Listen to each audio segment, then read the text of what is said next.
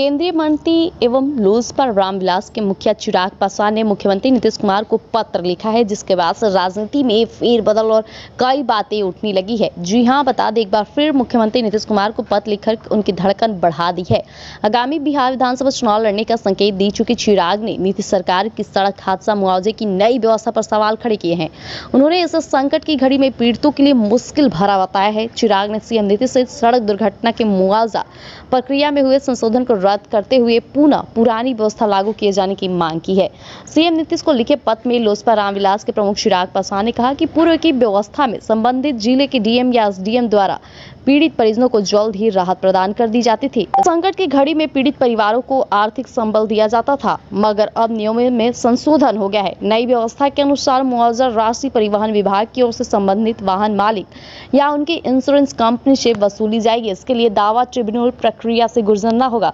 चिराग ने कहा कि यह प्रक्रिया पूरी तरह तकनीकी और समय लेने वाली है। इससे तत्काल राहत मिलना असंभव हो गया।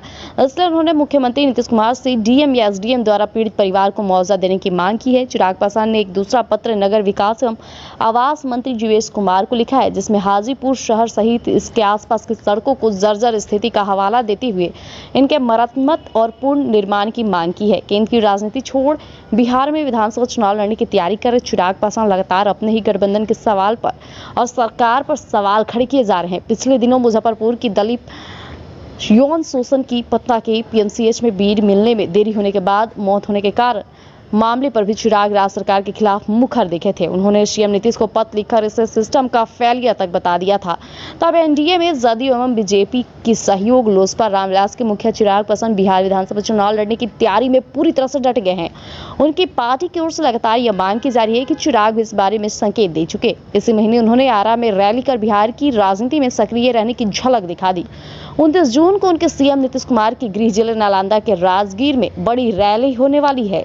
जी हां, आपको बता दें, जिसे लेकर चिराग पासवान पूरी तरह से सक्रिय हो गए।